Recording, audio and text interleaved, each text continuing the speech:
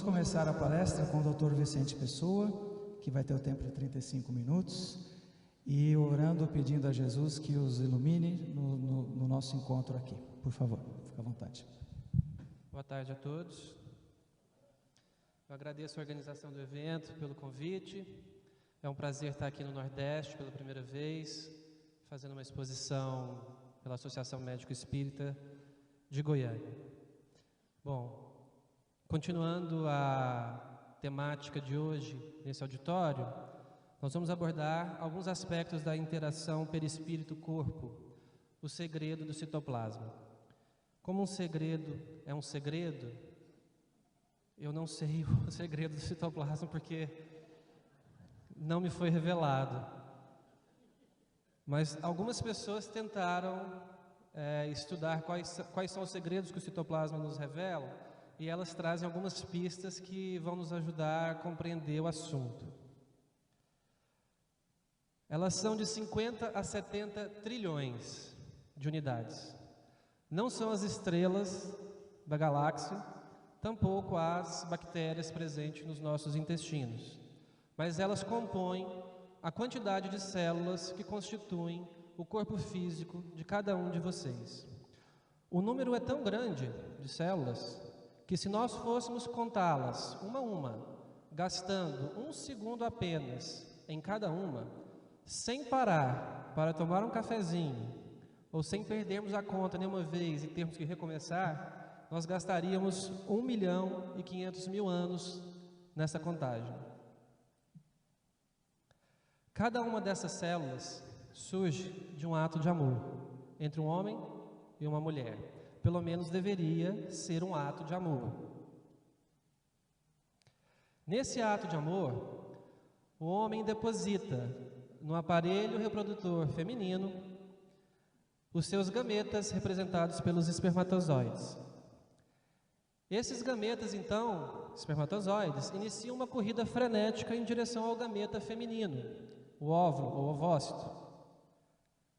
Essa corrida, durante a sua vida, o homem produz aproximadamente 450 trilhões de espermatozoides e a mulher aproximadamente 450 óvulos.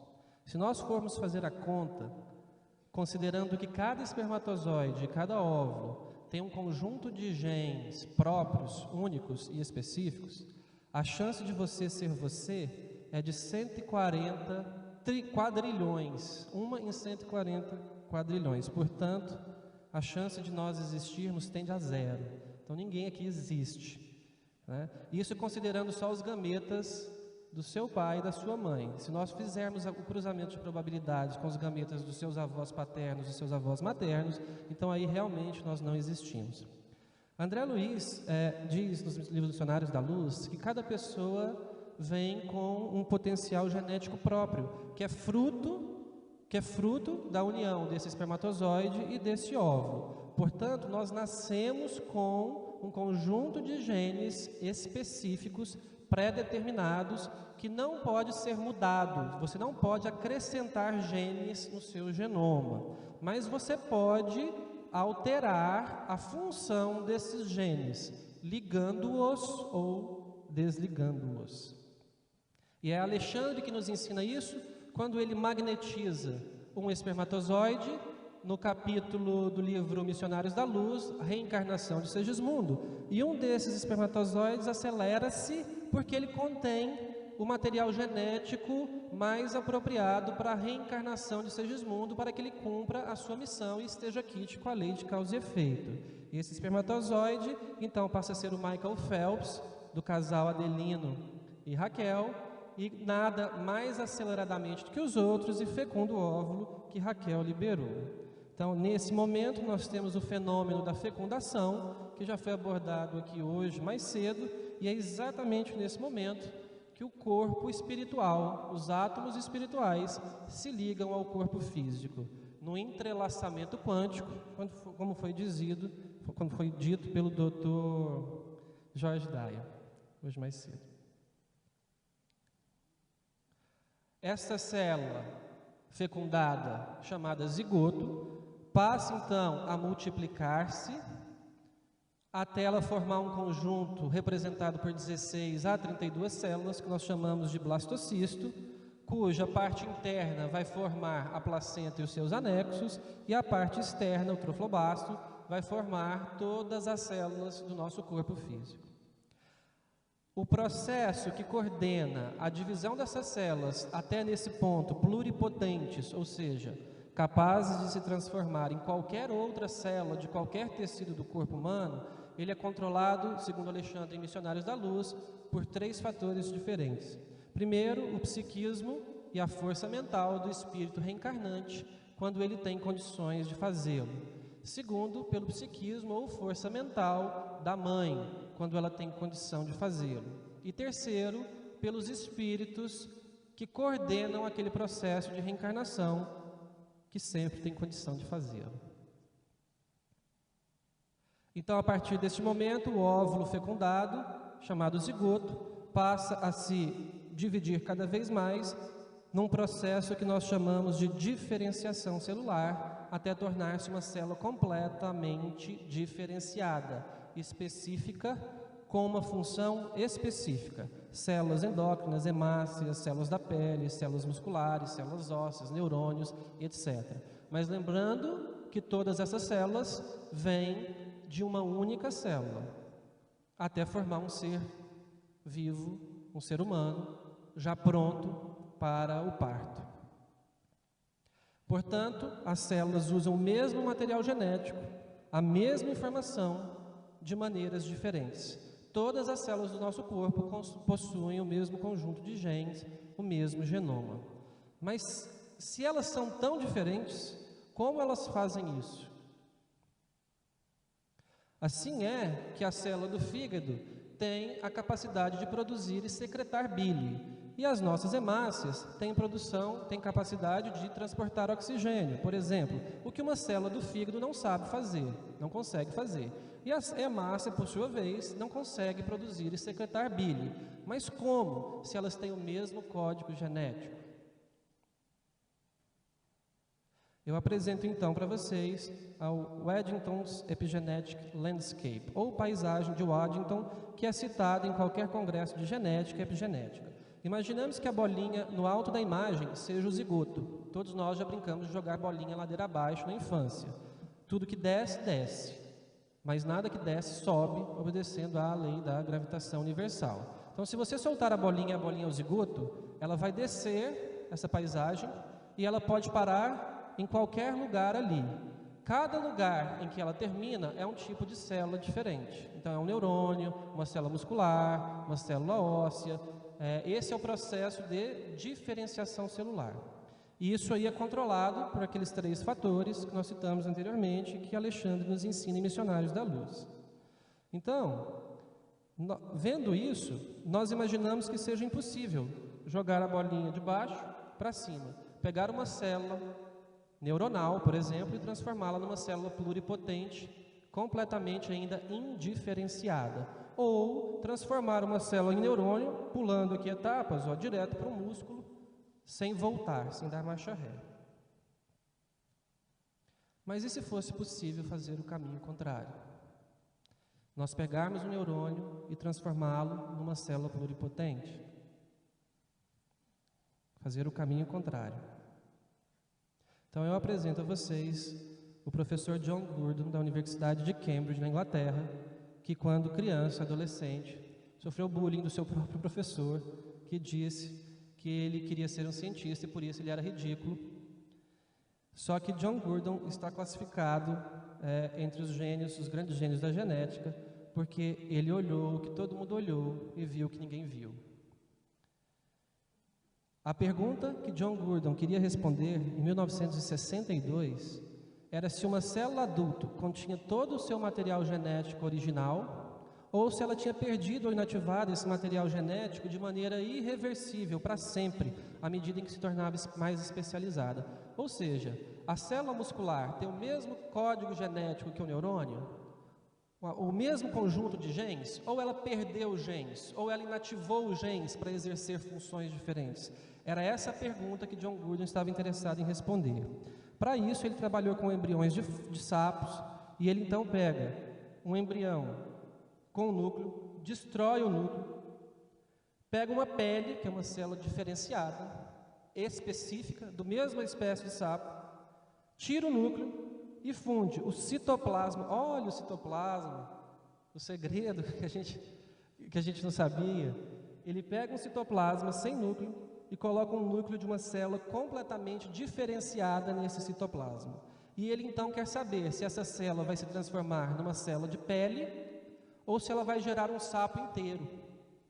E para surpresa de John Gurdon, essa célula se transforma num clone, um embrião, um clone completo inteiro do mesmo sapo anterior. Então ele relata no seu trabalho que alguma coisa no citoplasma interferiu no núcleo daquela célula, houve uma modificação daqueles genes, daquele pacote genético, ligando e desligando genes, e fez com que aquele sapo se transformasse num sapo clone e não numa célula única de pele. Mas ele fez isso com sapos. Então, eu apresento a vocês o Dr. Shinya Yamanaka, da Universidade de Tóquio, no Japão. E o que ele fez? Ele pegou células da pele de seres humanos e ele queria transformar essas células em células pluripotentes. Só um adendo, John Gurdon fez aquilo, é a mesma técnica que foi usada para fazer a ovelha Dolly. Tá? Shinya Yamanaka pegou células da pele e queria fazer células pluripotentes a partir de células da pele humana. Só que ele não fez transferência nuclear. Já se sabia de um conjunto de aproximadamente 24 genes que mantinham as células humanas em estado pluripotente, não deixavam essas células se diferenciarem. As proteínas, produtos desses genes, atuavam no núcleo impedindo que as células se diferenciassem. Onde estavam essas proteínas? No citoplasma. Olha o citoplasma de novo. Quem nasceu primeiro? Foi falado hoje de manhã. O DNA ou as proteínas? O fato é que as proteínas estavam no citoplasma e elas atuavam em um conjunto de genes e permitiam que essas células ficassem no estado pluripotentes. Como que ele sabia que a célula tinha atingido um estado pluripotente? Porque ele programou essas células para que, a partir do momento que elas atingissem esse estágio, elas expressavam um gene resistente a um antibiótico chamado neomicina. Então, se ela expressasse a presença desse gene, é porque ela tinha atingido o estado de célula pluripotente. E ele pegou essa combinação de 24 genes, fez uma análise combinatória no seu laboratório, um trabalho hercúleo, e ele chegou à conclusão que nós precisamos de apenas 4 genes para que as nossas células nunca se diferenciem. A natureza é muito simples. Os pesquisadores do campo da genética duvidaram disso, porque só 4 genes, e essa pesquisa foi repetida e confirmada.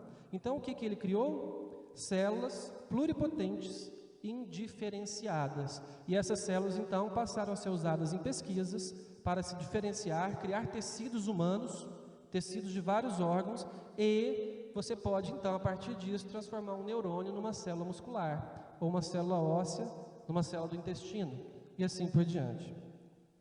O que os dois fizeram? Reverteram o processo de diferenciação celular.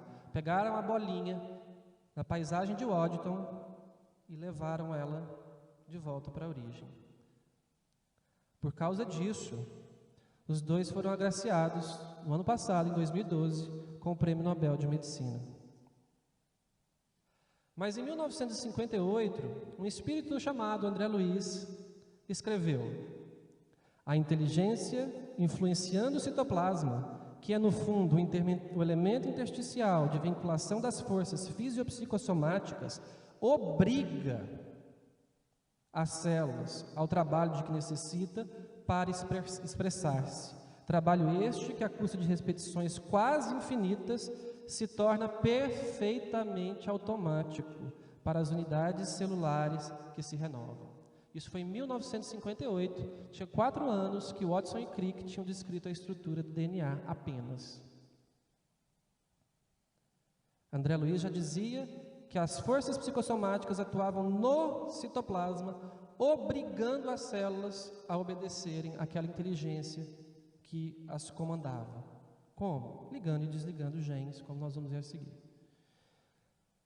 Continua André Luiz no mesmo livro, Evolução em Dois Mundos, e ele cita então os bióforos, que é através dessas unidades chamadas bióforos, ou unidades de força psicossomática, que atuam no citoplasma e projetam sobre as células e, consequentemente, sobre o corpo, os estados da mente, que estará enobrecendo ou agravando a própria situação, de acordo com a sua escolha do bem ou do mal. Ou seja, pense grande, os teus feitos crescerão. Pense pequeno, irás direto ao chão. Então, o pensamento, atuando no citoplasma através de unidades de força chamada bióforos, de forças psicossomáticas, impregnado de qualidades benéficas ou maléficas, altera a função celular de maneira benéfica ou maléfica. E então vem, anos depois, o Dr. Bruce Lipton, no livro Biologia da Crença, onde ele coloca a membrana celular como tendo um papel fundamental na fisiologia da célula.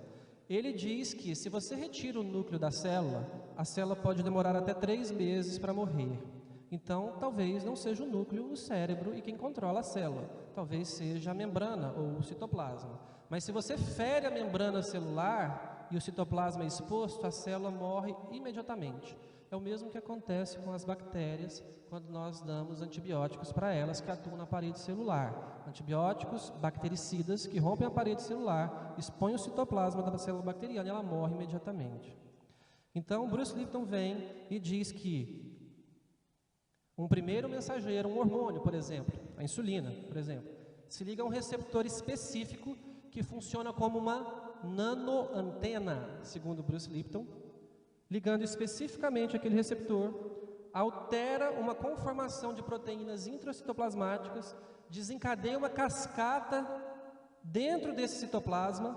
Nós tivemos exemplos de várias cascatas hoje aqui em cadeia, que uma não funciona sem a proteína seguinte, ativam ou desativam alguma substância dentro do citoplasma, isso vai ao genoma, liga e desliga genes, e a síntese proteica é feita. Então a insulina, por exemplo, vai lá, liga aqui, há uma alteração em cascata no citoplasma, liga e desliga gene, por exemplo, sintetiza uma proteína de membrana que permite a entrada da glicose do sangue para a célula e a glicemia baixa.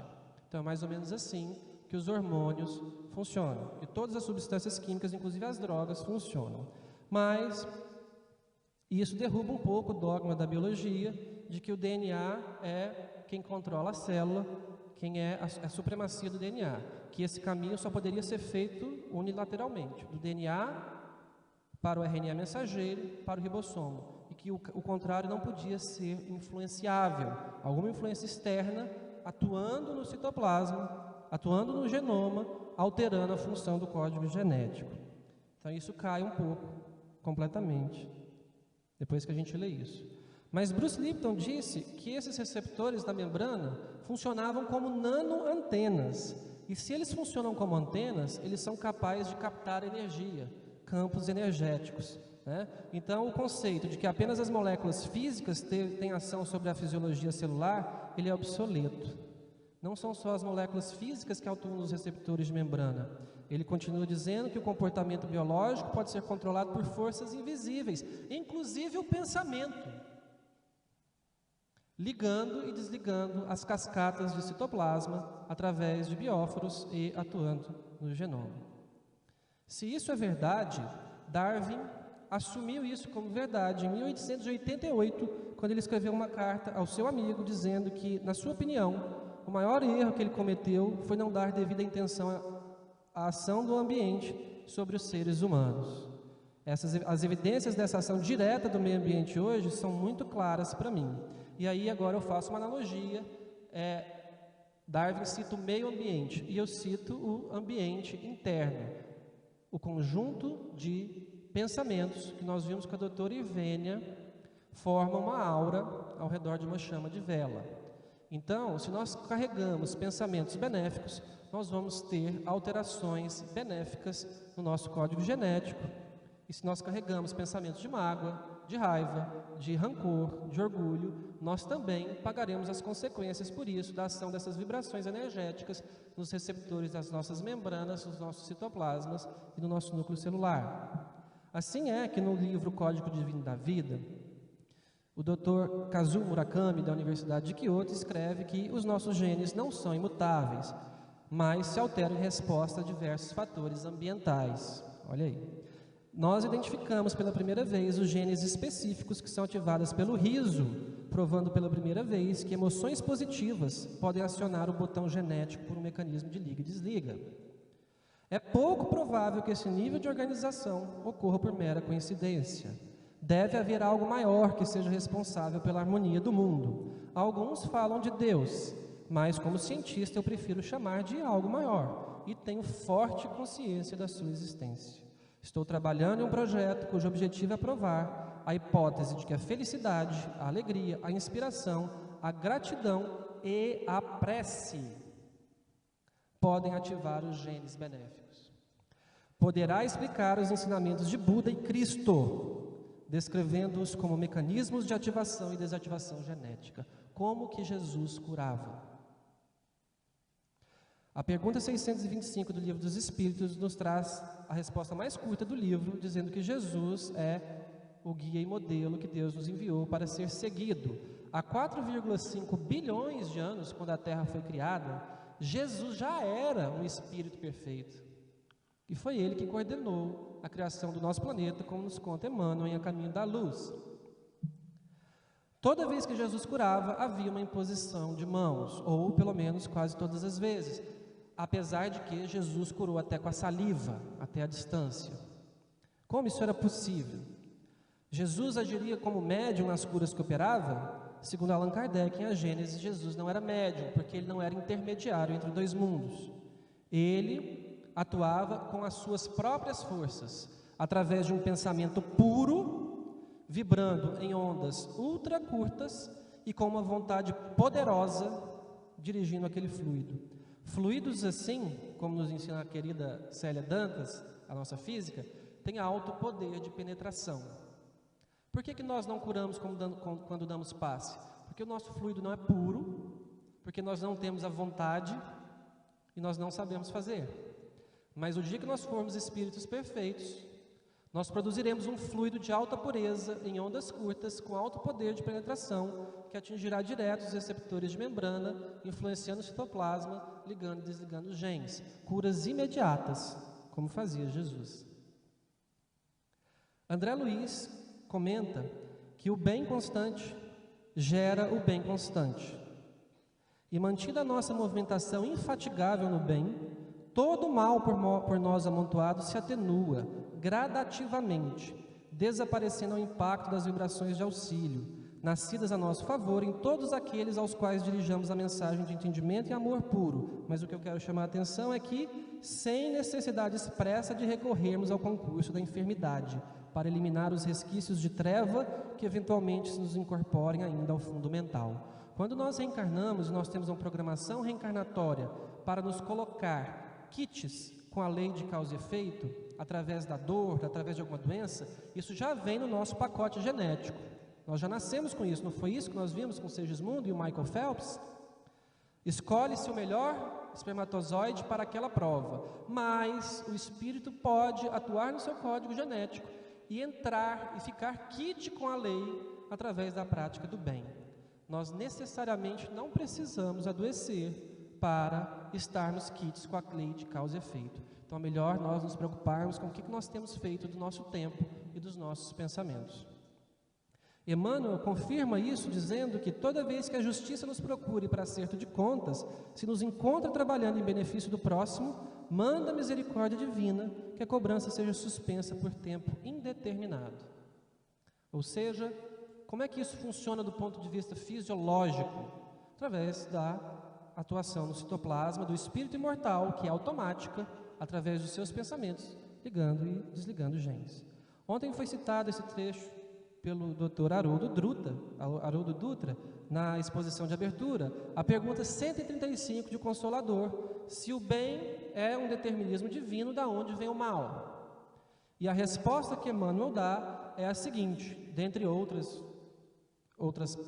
palavras no início da resposta, ele continua dizendo assim, que todavia, confiando em si mesmo, mais do que em Deus, o homem transforma sua fragilidade em foco de ações contrárias a essa mesma lei, efetuando desse modo uma intervenção indébita na harmonia divina. Acho que todo mundo lembra, ele repetiu várias vezes, intervenção indébita na harmonia divina, e ele colocou isso ontem como sendo a expressão máxima do egoísmo. Eis o mal. Isso é o mal, uma intervenção indébita na harmonia divina, porque nós confiamos mais em nós mesmos do que na providência divina. Ó homens de pouca fé. E continua Hermano dizendo que urge recompor os elos sagrados dessa harmonia divina, essa harmonia sublime. Eis o resgate. Então o resgate não é sofrer. O que é resgate? Recompor os elos da harmonia divina. Nós podemos fazer isso sofrendo, se assim escolhermos, ou podemos fazer essa recomposição de laços com a harmonia divina com uma vida digna, nobre, reta e justa. Leon Denis, no livro O Invisível, No Invisível, explica que o Espiritismo será científico ou não subsistirá.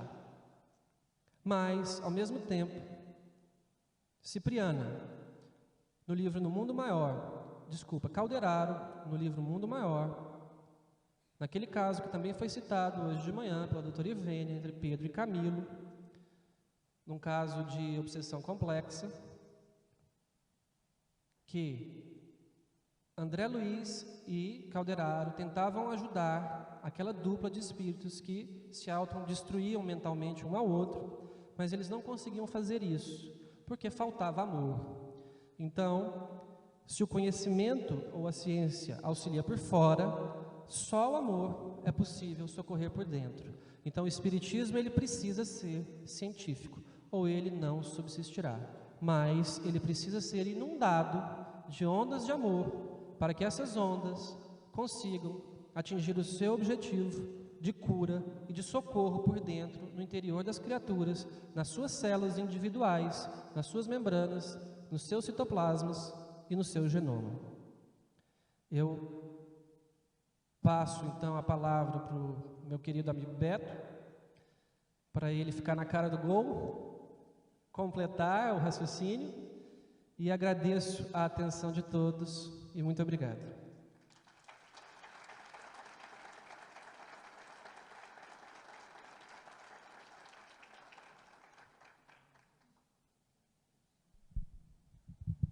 Tenho certeza que foi uma alegria ouvi-lo, um prazer a sua fala, onde sintetiza a inteligência com o amor, né? Muito bom, obrigado.